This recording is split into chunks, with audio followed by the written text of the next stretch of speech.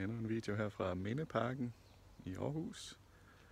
Når vi nu er i Danmark, så kan vi jo ikke komme ud om de skønne egetræer, vi har.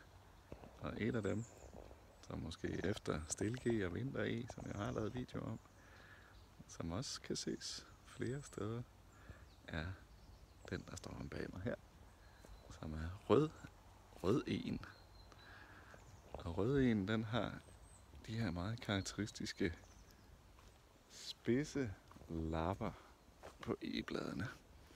Hvis vi lige fanger en her, så kan vi se, hvordan den ser lidt mere stikkende ud. Lidt mere stikkende end stilken og vinteren, som jo har de her runde lapper. Og rødenen, den hedder Quercus rubra. Quercus, det er jo igen egeslægten, og rubra, det betyder rød. Og til forskel fra stilke og vinter som man jo på engelsk også kalder white oaks, så har rødenen lidt mere røde toner. Nu den, der står lige her bag mig, og stammen rimelig lysnet. Men især bladene får også den røde farve med efteråret, og det gør de andre faktisk ikke. De bliver brune, stilken og vinteren. Så rødenen har mere gennemgående røde toner.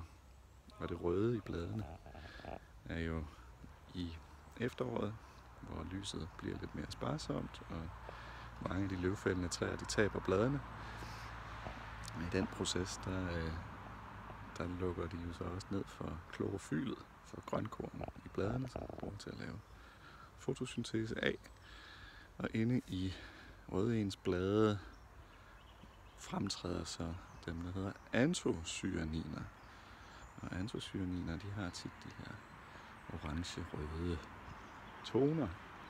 Så det er blandt andet også dem på blodbøg og blodblomme og de andre træer. Japansk løn kan også være helt rød, nærmest helt mørk vinrød. Det er igen de her antocyaniner, som får lov at fylde det meste af bladet. Der er stadig grønkorn i, men de andre fylder simpelthen mere og er med til at farve det samlede udtryk. Og det gør så også gældende for rødenen, i hvert fald når vi lige kommer en måned eller to længere frem. I starten af september, der er den stadig grøn, hvilket er forvirrende, men det er en rød e, og den er flot. Og de kan blive store og gamle, ligesom den her også bag mig. Se nu lige her, ikke?